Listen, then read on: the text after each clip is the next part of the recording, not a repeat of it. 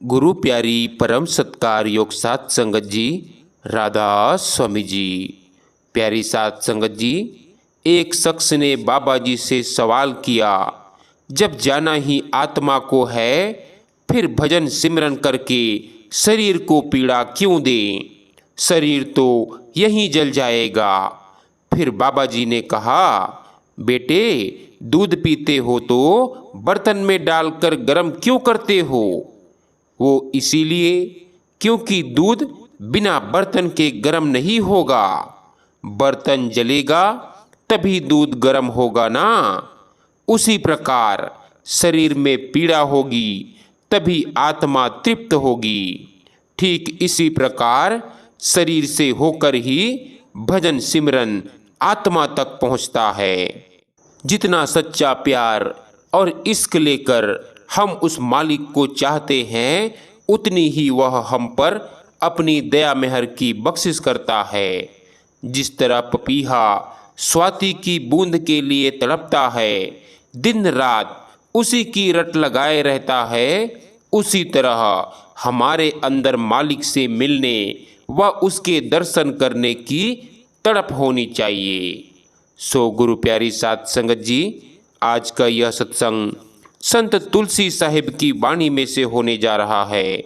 सत्संग वीडियो आरंभ करने से पहले आज आपसे कुछ खास विनतियाँ की जा रही है कि सत्संग को ध्यानपूर्वक और पूरा जरूर सुने।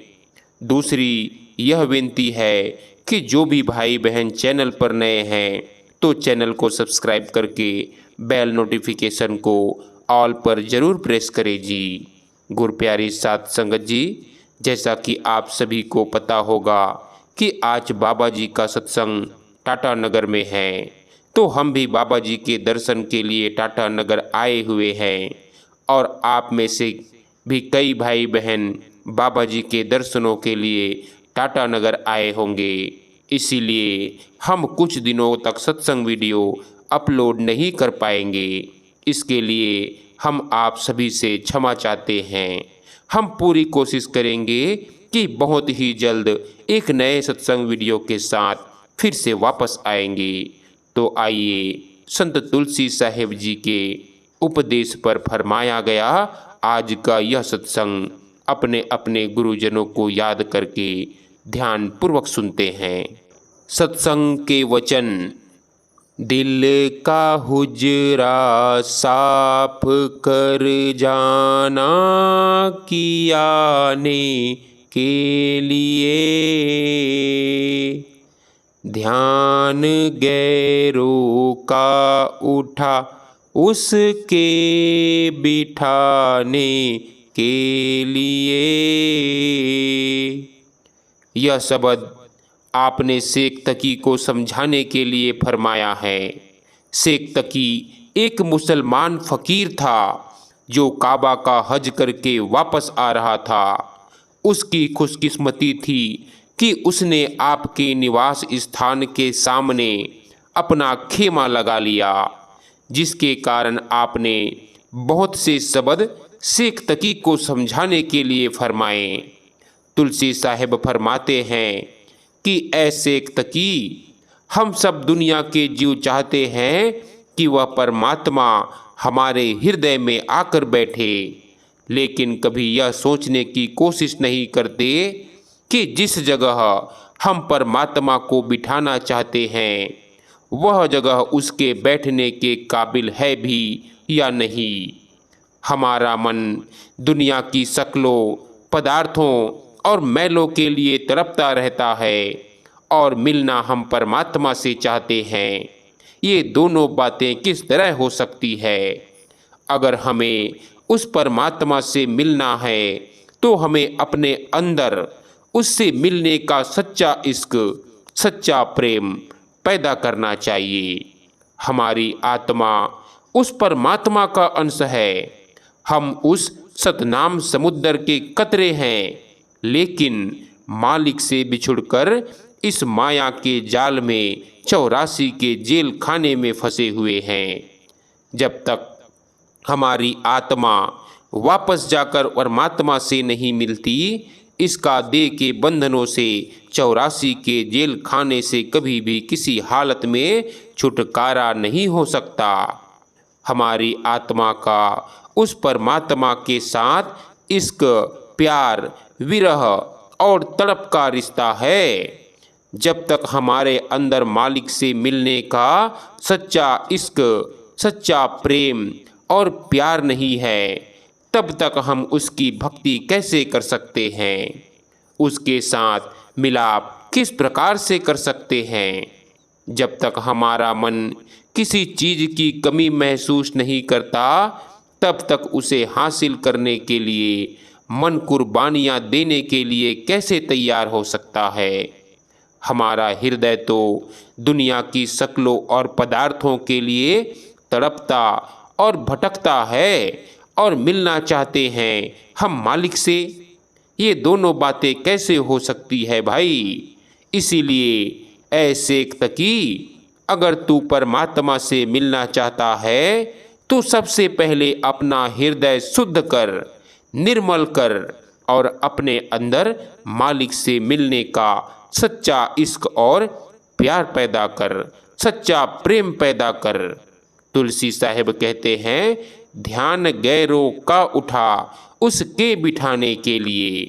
फरमाते हैं कि हमारा मन दुनिया की शक्लों और दुनिया के पदार्थों के पीछे दिन रात भटकता फिरता है, और इन्हीं के ध्यान में, इन्हीं के मोह या प्यार में उलझा हुआ है। हमारा मन कभी निचला नहीं बैठता, किसी न किसी चीज़ की सोच विचार या ध्यान में फंसा ही रहता है। यहाँ सत्संग में बैठे हुए भी कभी बाल बच्चों को, कभी घर के कारोबार का, तो कभी कौमों, मजहबों, मुल्कों के झगड़े का ख्याल आता है। जिन जिन चीज़ों का हम दिन रात सिमरन करते रहते हैं, उनकी शक्लें भी हमारी आँखों के सामने फिरना शुरू कर देती है। इन शक्लों और पदार्थों के साथ हमारे मन का इतना गहरा संबंध और लगाव हो जाता है कि मौत के समय ये शक्लें हमारी आँखों के आगे सिनेमा की स्क्रीन की तरह घूमने लगती है। फिर जहाँ आशा तहाँ वासा, जहाँ हमारा आखिरी वक्त ख्याल होता है, हम दुनिया के जीव उसी रौ में बहना शुरू कर देते हैं। यह दुनियावी रिश्ते का सिमरन है, उनका ध्यान और उनका मोह है, जो हम सबको बार बार इस 84 के जेल खाने में खींच लाता है। जब तक हमारे अंदर से दुनिया का मोह या प्यार नहीं निकलता, मालिक से मिलने का इश्क पैदा नहीं होता, प्यार और प्रेम पैदा नहीं होता, तब तक हमारी आत्मा वापस जाकर उस परमात्मा से किस तरह मिलाप कर सकती है? फरमाते हैं, मन तो एक ही है, उसे चाहे दुनिया के प्यार में लगा लें, चाहे मालिक की भक्ति में। हमारा कोई मामूली सा रिश्तेदार या प्यारा हमसे कहीं दूर चला जाता है, हमसे बिछुड़ जाता है, तो हम उसकी याद में किस तरह तड़पते फिरते हैं, सारी रात जागते और आंसू बहाते रहते हैं। क्या हमने कभी मालिक के बिछोड़े में एक रात भी जागकर काटी है? हमारी आंखों में उस मालिक की याद में एक आंसू भी आया है? हम अपने बच्चों को बाहर खेलने के लिए आया के साथ भेज देते हैं। आया तरह तरह से उसका मन बहलाने की कोशिश करती है, कभी उसे मीठी मीठी बातें सुनाती है, कभी मिठाई देती है, कभी खिलौने से दिल बहलाती है। लेकिन फिर भी अगर बच्चा माता पिता के लिए रोना शुरू कर देता है और आया के किसी भी खिलौने से अपने मन को नहीं बहलाता, तो फिर माता पिता भी उसकी तड़प बर्दाश्त नहीं कर सकती, फौरन जाकर बच्चे को हृदय से लगा लेते हैं। इसी प्रकार जब तक हम उस मालिक की रचना के साथ ही मोह और प्यार किए बैठे हैं, अपने मन को इसी में उलझाए बैठे हैं, हम इस रचना का ही हिस्सा बने रहते हैं। जब इस रचना से अपने प्यार को निकालकर पूरी तरह से मालिक की ओर लगा देते हैं तो वह भी दया मेहर करके हमें अपने साथ मिला लेता है। गुरु अमरदास साहेब फरमाते हैं, हर का गाहक होवे सो लय, पाए रतन विचारा। जो मालिक के ग्राहक या प्रेमी बनकर उसकी भक्ति करते हैं वे मालिक को ही पा लेते हैं। इसीलिए हमें दुनिया की इच्छाओं और तृष्णाओं को छोड़कर उस परमात्मा की भक्ति करनी चाहिए। नाम रूपी दौलत या धन को पाना इतना आसान नहीं जितना कि लोग समझते हैं। इसे वही शख्स प्राप्त कर सकता है जो अपने अंदर से कामनाओं और तृष्णाओं को निकाल देता है। अब कहते हैं, दुनिया की नाशवान और फना चीज़ों का सिमरन करके, इनका ध्यान करके हम दुनिया की शक्लों और पदार्थों के प्यार या मोह में उलझे बैठे हैं। महात्मा समझाते हैं कि पानी की मारी हुई खेती पानी से ही हरी होती है। भाव यह है कि सिमरन को सिमरन काटता है, ध्यान को ध्यान काटता है। हमें किसका सिमरन और ध्यान करना है? उस चीज़ का जो कभी नाश नहीं होती, कभी फना नहीं होती। वह क्या है?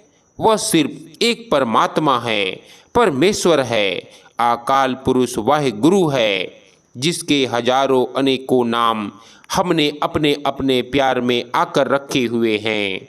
उस परमात्मा के नाम का सिमरन करके, उसका ध्यान करके हमें अपने फैले हुए ख्याल को दुनिया से निकालना है तथा उसे परमात्मा की भक्ति में लगाना है, उसके प्यार में रखना है।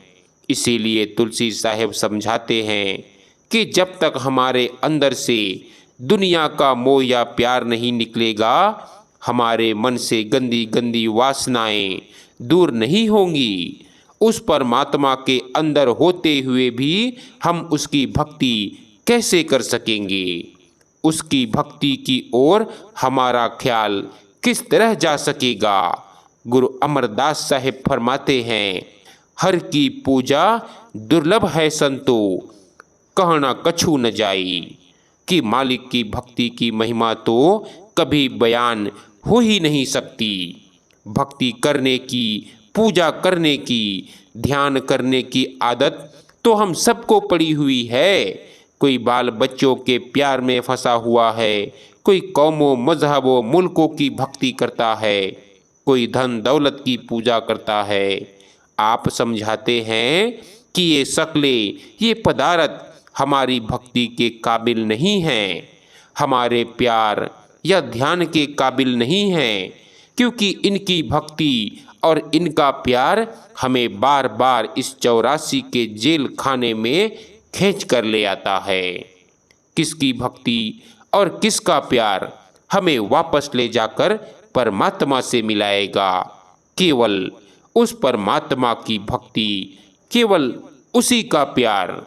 गुरु अर्जुन साहिब फरमाते हैं, निश्चल एक आप अविनाशी, सो निश्चल ज्योतिषी ध्यायेंदा। कहते हैं कि वह परमात्मा निश्चल है, वह कभी जन्म मरण के दुखों में नहीं आता। जो भाग्यशाली लोग उस परमात्मा का ध्यान करते हैं, उसकी भक्ति करते हैं, उसके साथ प्यार करते हैं, वे भी निश्चल हो जाते हैं। उनका भी जन्म मरण के दुखों से छुटकारा हो जाता है। हमें उस परमात्मा से क्यों मिलाप करना है? क्योंकि हमारी आत्मा उस परमात्मा का अंश है, और जब तक वह वापस जाकर परमात्मा से मिलाप नहीं करती, उसका इस काल और माया के जाल से, देह के बंधनों तथा 84 लाख योनियों के दुखों से कभी किसी हालत में छुटकारा नहीं हो सकता भाई। परमात्मा से बिछुड़कर इस 84 के जेल खाने में फंसकर हम दिन रात दुख और तकलीफ़ें उठा रहे हैं। उस मालिक की भक्ति करके, उससे मिलाप करके हम इस देह के बंधनों तथा 84 के दुखों से हमेशा के लिए छुटकारा हासिल कर सकते हैं। हमारी आत्मा स्त्री है, वह परमात्मा इसका पति है। जब आत्मा परमात्मा की भक्ति में लीन हो जाती है तो यह परमात्मा से मिलकर हमेशा के लिए सुहागिन हो जाती है। इसका जन्म मरण के दुखों से हमेशा के लिए छुटकारा हो जाता है। कहते हैं, जो भाग्यशाली जीव वापस अपने घर पहुंच जाता है वह हमेशा के लिए सुखी हो जाता है, शांति प्राप्त कर लेता है। यह हमारा मन है जो दुनिया के ध्यान में उलझा हुआ है, दुनिया की शक्लों और पदार्थों से मोह किए बैठा है। गुरु नानक साहिब ने कहा है, मन जीते जग जीत। अगर हम इस मन को जीत लेंगे तो सारे जगत के बनाने वाले को जीत लेंगे। हमारे और परमात्मा के दरमियान अगर कोई रुकावट है, कोई पर्दा है, तो वह मन का है। हमें उसे दुनिया की ओर से हटाकर मालिक की भक्ति में लगाना चाहिए। इसीलिए तुलसी साहिब हमें समझाते हैं, दिल का हुजरा साफ कर जाना के आने के लिए, कि जिस हृदय में परमात्मा को बिठाना चाहते हो वह तो दुनिया की मैल से भरा हुआ है। इस हृदय को शुद्ध करो, निर्मल करो। और हृदय शुद्ध व निर्मल तब हो सकेगा जब इसके अंदर से संसार का मोह या प्यार निकल जाएगा तथा परमात्मा का सच्चा प्रेम और इश्क बस जाएगा। तभी हमारी आत्मा वापस जाकर परमात्मा से मिल सकेगी। अब कहते हैं कि अच्छी तरह सोच विचार करके देख लो कि ये जितने भी दुनिया के भोग विलास, सैर, रंग और तमाशे हैं, ये हमारे मन को कोई सुख देने के लिए नहीं बल्कि उसे और अधिक दुखी करने के लिए है। हमारा मन दुनिया के रंग, रूप और पदार्थों में सुख और शांति ढूंढने की कोशिश करता है, लेकिन हम इन पदार्थों में सुख और शांति ढूंढने की जितनी भी कोशिशें करते हैं उतने ही दिन रात और दुखी होते चले जाते हैं। उतना ही हमारा मन इनमें फंसकर उचाट होता जाता है। तुलसी साहिब समझाते हैं कि इनमें से ना कभी किसी को सुख मिला है और ना ही कभी मिल सकता है। जब शादी होती है तो मन में कितना चाव होता है, कितनी खुशी होती है, लेकिन अगर उसी पत्नी से अनबन हो जाए तो घर नरक बन जाता है।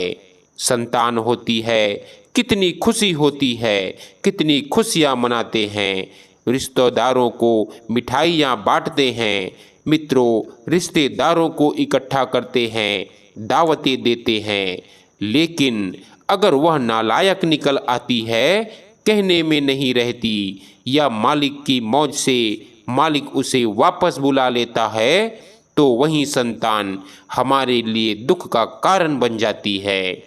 इसी प्रकार खाने पीने और भोग विलास के पदार्थों की ओर हमारा ख्याल जाता है, लेकिन जब उनका हिसाब देना पड़ता है और देह पर बीमारियां आती है, तब पता चलता है कि वे सुख के साधन हैं या दुख के। इसीलिए तुलसी साहिब हमें समझाते हैं कि इस दुनिया की सैर व रंग तमाशों को देखकर ना भूलो। इनमें कभी किसी को सुख नहीं मिला, शांति प्राप्त नहीं हुई। अगर कहीं सुख है, शांति है, तो वह सिर्फ परमात्मा की भक्ति में है, उसके प्यार में है। मैंने कई बार उदाहरण दिया है कि एक बच्चा अपने पिता की उंगली पकड़कर नुमाइश में जाता है। उसे नुमाइश की हर एक चीज़ अच्छी और सुंदर मालूम देती है। कहीं खिलौने की दुकानें हैं तो कहीं मिठाइयों की, और कहीं बिजलियां, झालरें आदि सजी हुई है। बच्चा समझता है कि उसे खुशी नुमाइश की इन चीज़ों से मिल रही है। अगर गलती से वह पिता की उंगली छोड़ देता है तो नुमाइश का सामान तो वहाँ होते हुए भी वह रोना और चिल्लाना शुरू कर देता है। तब उसे पता चलता है कि यह खुशी उसे तब तक ही मिल रही थी जब तक उसने अपने पिता की उंगली पकड़ी हुई थी। हमारा पिता कौन है? वह परमात्मा है, अकाल पुरुष वाहे गुरु है।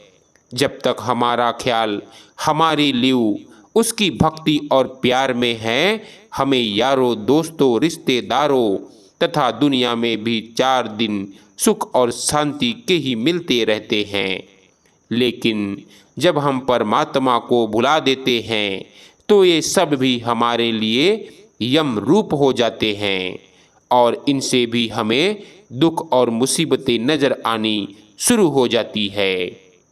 इसीलिए तुलसी साहेब हमें चेतावनी देते हैं कि दुनिया और उसके पदार्थों में आज तक न किसी को सुख और शांति मिली है और न ही मिल सकती है। सुख और शांति केवल परमात्मा की भक्ति और प्यार में है। जब हम सूरत शब्द का अभ्यास करेंगे तो मालिक की भक्ति और प्रेम में रंग जाएंगे, लीन हो जाएंगे। तब कहीं जाकर हमें सुख की सांस आएगी। जब तक हम सूरत शब्द के अभ्यास के द्वारा परमात्मा के प्रेम में नहीं रंग जाते, तब तक दुनिया की शक्लों और पदार्थों में सुख और शांति प्राप्त करने का सवाल ही पैदा नहीं होता।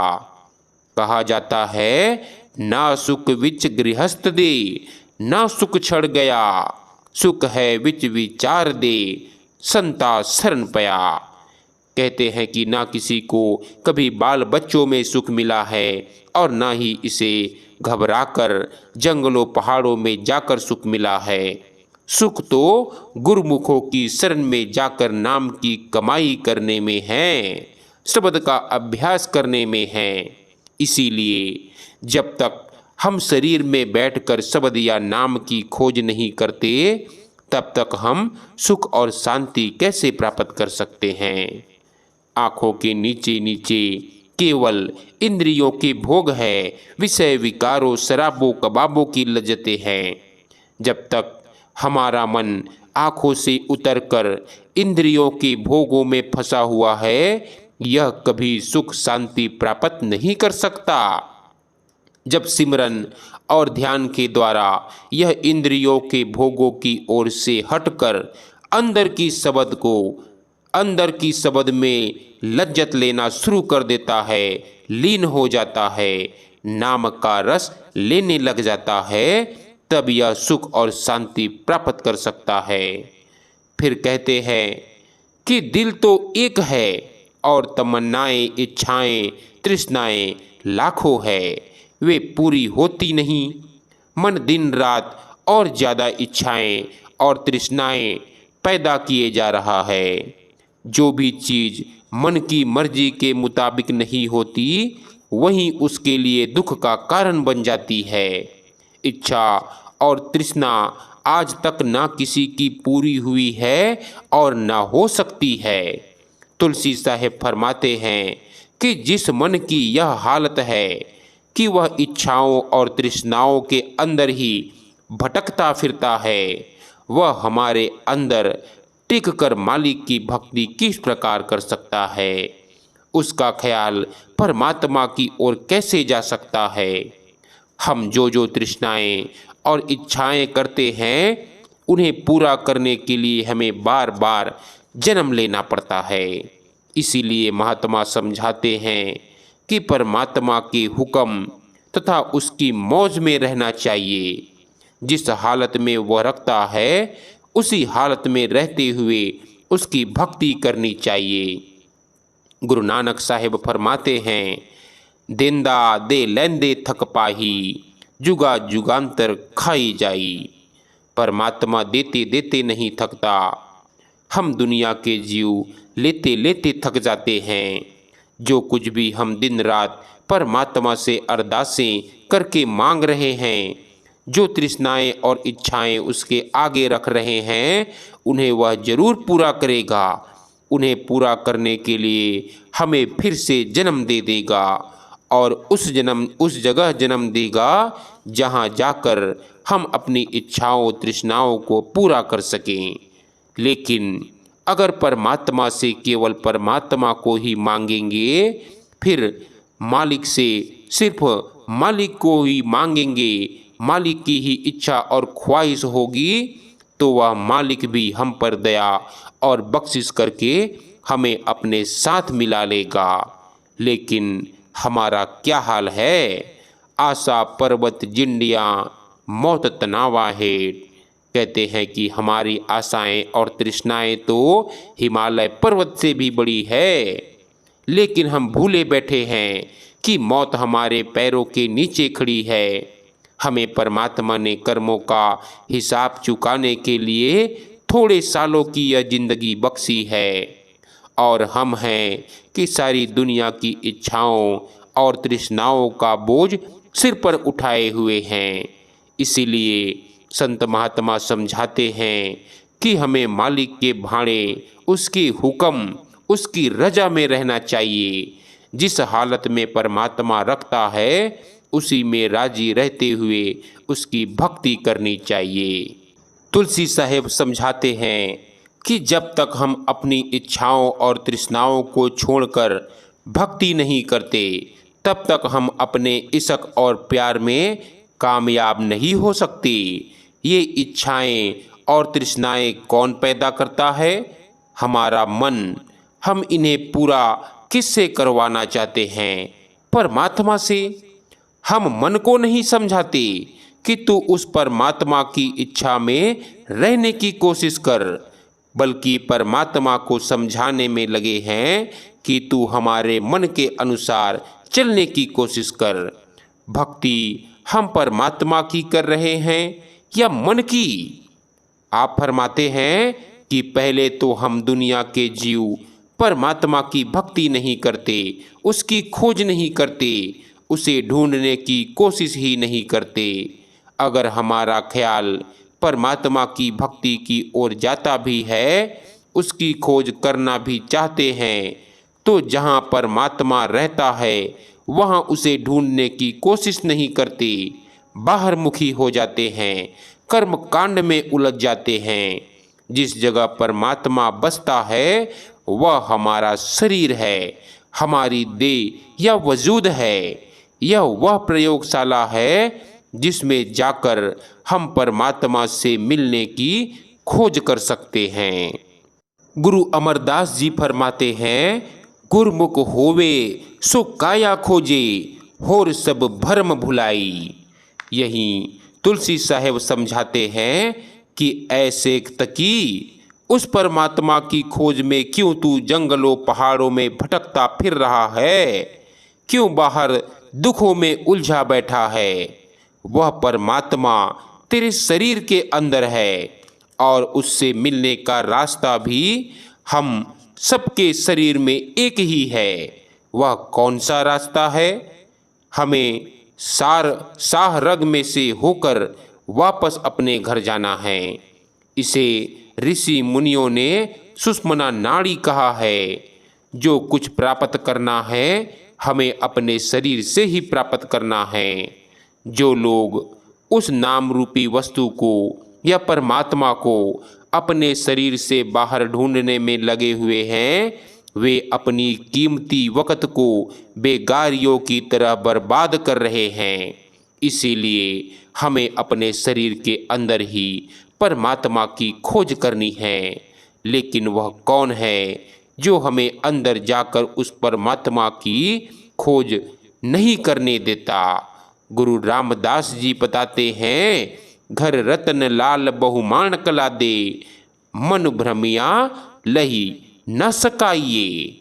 कहते हैं कि हमारे शरीर रूपी घर में परमात्मा ने नाम के अनगिनत खजाने रखे हैं, लेकिन हमारा मन बाहर के भ्रमों में फंसा हुआ है।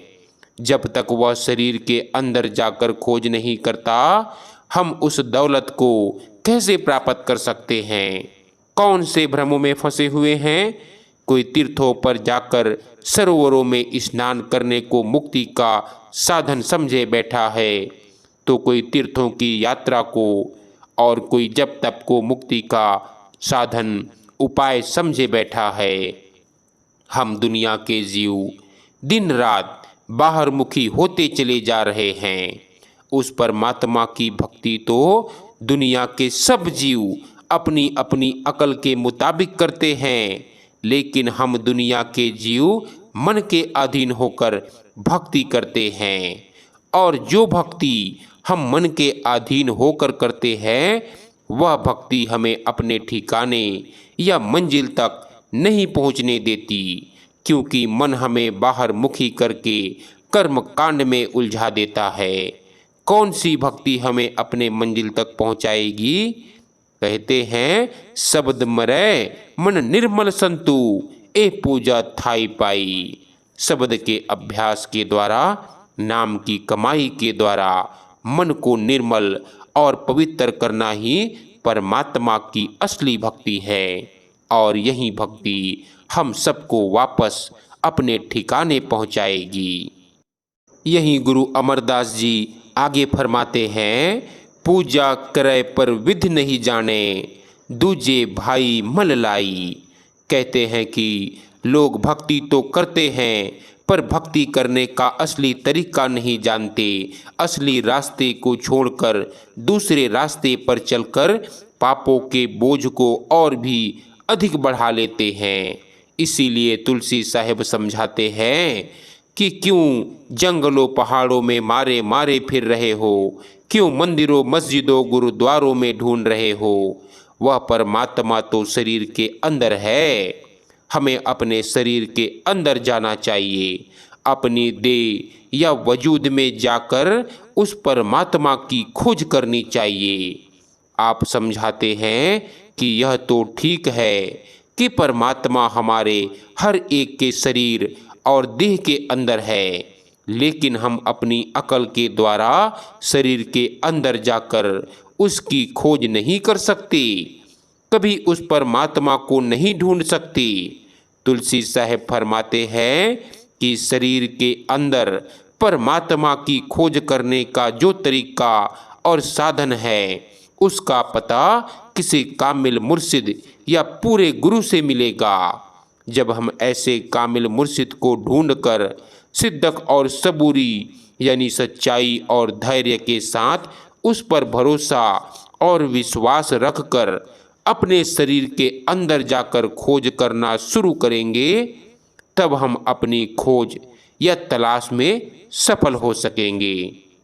जब तक हमें पूरा गुरु नहीं मिलता, हमें मालिक की भक्ति करने के तरीके का ही पता नहीं चल सकता। गुरु अमरदास जी फरमाते हैं, संतहु गुरुमुख पूरा पाई, नामो पूज कराई।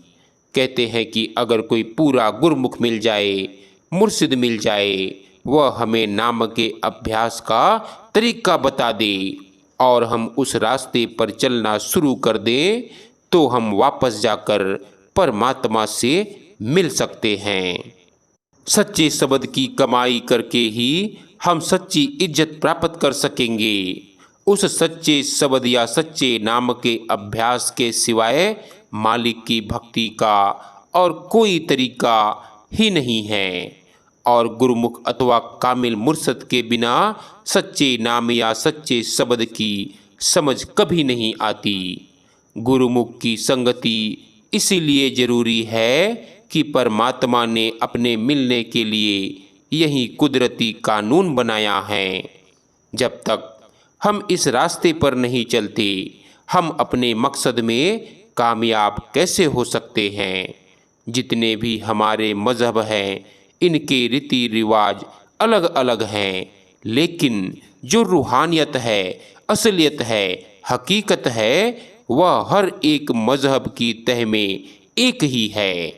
अगर हम खुले दिल से किसी भी महात्मा की वाणी की खोज करें, तो हम देखेंगे कि हर एक महात्मा हमें उसी नुक्ते पर ले जाता है कि परमात्मा एक है, वह हमारे सबके अंदर है और गुरुमुखों के बिना हमें अपने अंदर के बारे में कुछ भी समझ नहीं आती, कुछ भी पता नहीं चलता। उनके बताए हुए उपदेश पर चलकर ही हम अपने अंदर उस सच्चे शब्द के साथ ख्याल जोड़ सकते हैं। लेकिन गुरुमुख किसे कहते हैं? गुरु अमरदास जी फरमाते हैं, गुरुमुख आप पछाणे संतो राम नाम लिवलाई। कहते हैं कि गुरुमुख वे सज्जन हैं जो राम नाम के साथ प्यार करके अपने आप को पहचानने के काबिल बन जाते हैं।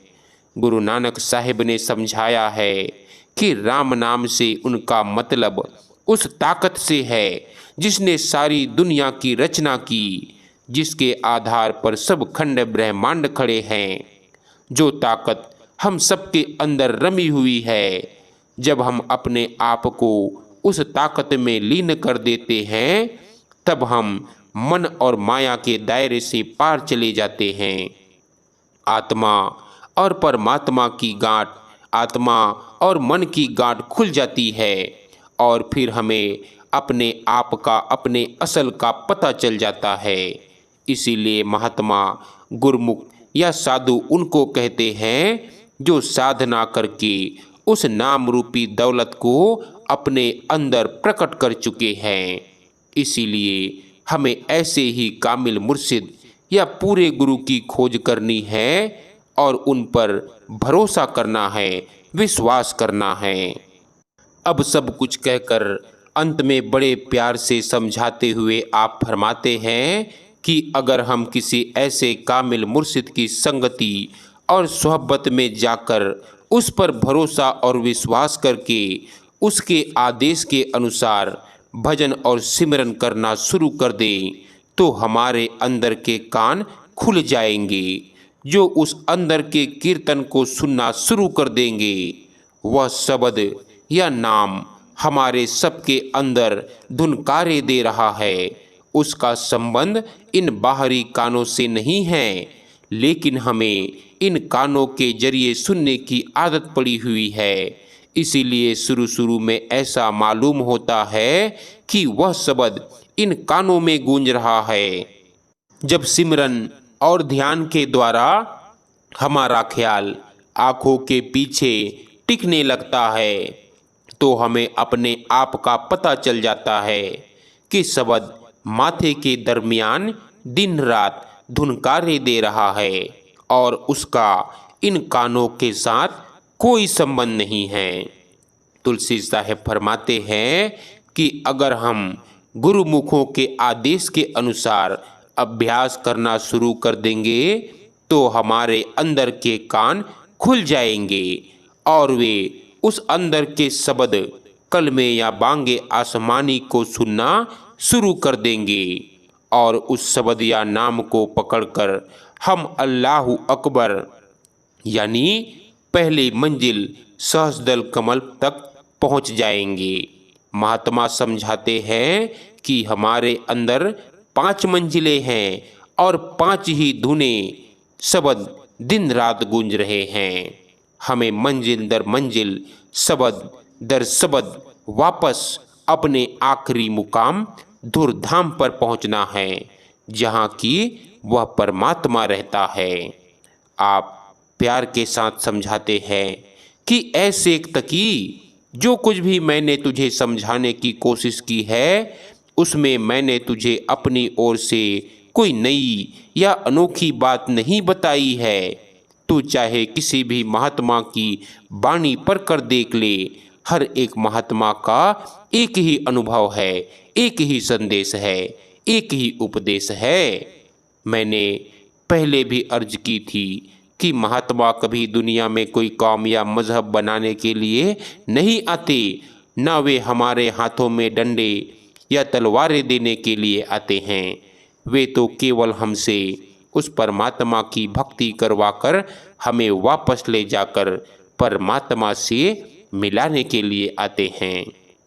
तुलसी साहिब शेख तकी से फरमाते हैं कि ध्यान देकर सुन, जो कुछ भी मैंने तुझे समझाने की कोशिश की है, अगर तू उस पर अमल करना शुरू कर देगा, तो जो कुछ कुरान शरीफ में लिखा है तुझे उसकी समझ आ जाएगी कि जिस कुन ने सारी दुनिया की रचना की है वह कुन क्या चीज़ है, वह कुन कहाँ पर है और किस तरह वापस जाकर उस कुन में अपने आप को समा लेना है, अपने आप को जज्ब और लीन कर देना है। सो गुरु प्यारी साध संगत जी, हमें भी चाहिए कि सतगुरु के समझाने के अनुसार शब्द की कमाई करें, नाम की कमाई करें, ताकि इस 84 के जेल खाने से आज़ाद होकर हमेशा के लिए अपने असली मंजिल तक पहुंच सके, अपने असली घर तक पहुंच सके और परमात्मा से मिलाप कर सकें। राधा स्वामी जी।